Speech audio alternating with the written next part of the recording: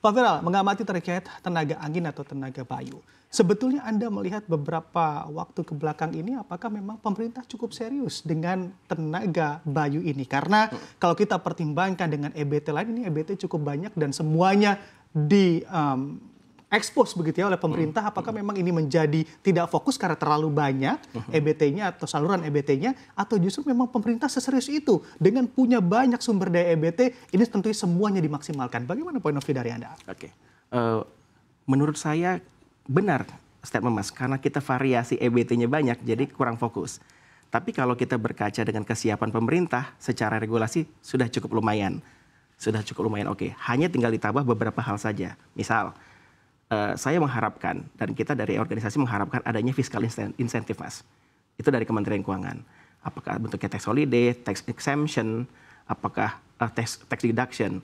Yang kedua, saya juga mengharapkan dari kita tuh adanya nanti ada bantuan pemerintah, bentuknya green fund. Green fund itu buat apa, seperti apa? Untuk membantu bikin namanya MET-data, Meteorological Tower, untuk ngitung angin. Selama ini, kalau kita dari pengembang, data angin itu kan harus 3 tahun supaya valid. Bahwa anginnya bagus apa enggak, zong apa enggak gitu kan. Nah, itu dari pengembang yang menyiapkan datanya. Akan lebih baik apabila EBT sudah menjadi target dan prioritas pemerintah. Pemerintah juga mengalokasikan dana untuk menyiapkan data. Sama kayak di oil and gas. Pemerintah kan punya data eksplorasi awal. Supaya sebelum dia melelangkan, jadi dari pengembang udah punya preferensi bahwa ini daerah oke apa enggak. Tinggal update data saja, pengecekan saja, revalidasi saja datanya. Saya mengharapkan pemerintah dengan Kementerian Keuangan, CQ-nya itu adalah untuk menyiapkan green fund, menyiapkan diri untuk mendata, untuk paling tidak untuk khusus peta angin lah. Jadi bisa dananya ditarik ke BMKG untuk biar kita mengetahui bahwa di lokasi-lokasi mana saja yang bisa mendapatkan angin yang cukup baik. Begitu Mas, kalau di pemerintah. Oke, ini bicara terkait angin, saya juga jadi ingat gitu ya Pak Viral ya. Angin ini kan angin-anginan begitu. Betul. Ya. Kadang kencang dan juga kadang tidak begitu kencang. Kalau kita lihat di PLTS ada storage untuk mengatasi mismatch yang terjadi di PLTS. Kalau misalnya di PLTB seperti apa gambarannya Pak Viral? PLTB sama PLTS mirip Mas, sama-sama intermittent. Jadi tergantung kondisi lah, kondisi alamnya. Kalau PLTS itu siang-siangan, hanya siang saja yang bisa dimanfaatkan. Makanya di overcome-nya dengan pakai BSSS tuh, dengan storage system. Sama PLTB juga bisa pakai itu. Jadi kalau PLTB itu biasanya geraknya itu siang ke sore ke malam. Anginnya itu lebih konstan di malam. Siang ke sore ke malam, bukan pagi hari.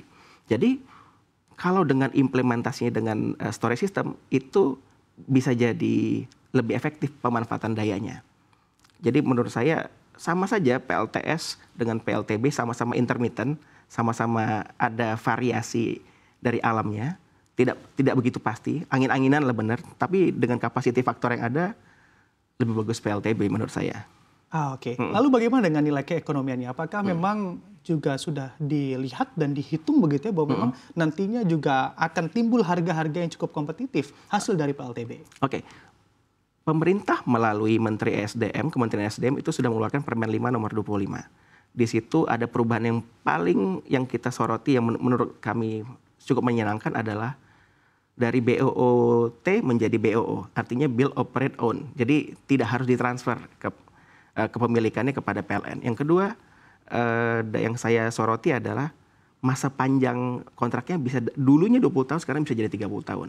Jadi dengan skema yang baru yang sudah disiapkan sama Kementerian SDM, lebih menarik sekarang investasi di EBT, terutama PLTB. Karena satu, waktu kontrak lebih panjang, yang kedua, kita bisa memiliki pembangkit ini lebih lama. Karena tidak harus ditransfer ke PLN, kepemilikannya. Jadi biaya transfernya lebih, bisa dikatakan tidak ada. Jadi secara ekonomian lebih visible, lebih bankable dengan peraturan yang baru ini. Tinggal kita lihat implementasi nanti seperti apa. Oke, baik. Dengan aturan sudah terjawab tantangannya regulasi oleh pemerintah. Sebetulnya apalagi yang tentunya dilihat oleh para pelaku di sektor tenaga bayu begitu dalam hal ini agar mana memang bisa mengakselerasi target-target yang juga dicanangkan oleh pemerintah kita. Betul. Jadi pemerintah sudah menyiapkan kerangka aturannya, tapi pembeli listrik kan tetap PLN. Jadi sebagus apapun pemerintah menyiapkan peraturan, kalau PLN ini tidak menyiapkan kesiapan jaringan dan kesiapan penyiapan tender yang lebih transparan, lebih adaptif, ini akan tidak menjadi hal yang baik gitu. Akan ada deadlock, akan ada bottleneck di sini. Jadi menurut saya bagaimana sekarang kita dari asosiasi itu melakukan advokasi juga membantu pemerintah kepada PLN. Jadi 3 pihak ini, PLN, pemerintah, dan dari pihak asosiasi, kita akan menemukan titik temu. Bagaimana format terbaik supaya target pemerintah dapat, PLN secara governance tetap tidak bermasalah, dan kita sebagai developer tetap punya keuntungan dan margin. Dan yang terakhir, supaya program ini jalan. Percuma program bagus, peraturannya bagus, kalau nggak jalan, gitu loh Mas. Oke, itu kuncinya begitu ya. Yang penting programnya jalan. Kalau kita bicara terkait ketahanan energi dan juga swasembada energi, Tenaga Bayu ada di positioning yang mana di mata para pelaku di sektor Tenaga Bayu ini? PLTB atau Tenaga Bayu ini ada di dua-duanya. Sama-sama ketahanan energi, dan bisa juga ada di energi security, di swasembada energi. Jadi menurut saya posisi Bayu itu sangat strategis. Karena teknologinya sudah ada, investornya banyak, bersih, kapasitas faktornya bagus, dan potensi kita di Indonesia banyak. Sekali lagi saya harus tegaskan bahwa dari total potensi yang ada di Indonesia, kita cuma memanfaatkan 0,1%. Jadi room to grow-nya masih banyak. Jadi kalau berkaca dari mana salah satu motor pilar utama EBT next-nya adalah salah satunya dari PLTB, dari Bayu, dari angin. Karena apa? Room to grow-nya masih banyak. Oke, room to grow-nya masih banyak, bukan juga bisa diartikan memang tidak ada minat di sana kan Pak Viral? Posisinya adalah karena kemarin sebelumnya itu data angin itu selalu dari developer. Makanya saya bilang apabila pemerintah bisa mengalokasikan sebagian dana green fund, mengalokasikan pemetaan angin lebih komprehensif, itu akan memudahkan kita karena untuk mendapatkan data yang valid itu butuh 3 tahun. Tapi apabila pemerintah melakukan intervensi, melakukan investasi lebih awal, kita kan bisa menggalakkan investasi mengenai PLTB lebih besar karena datanya sudah diselesaikan dari pemerintah.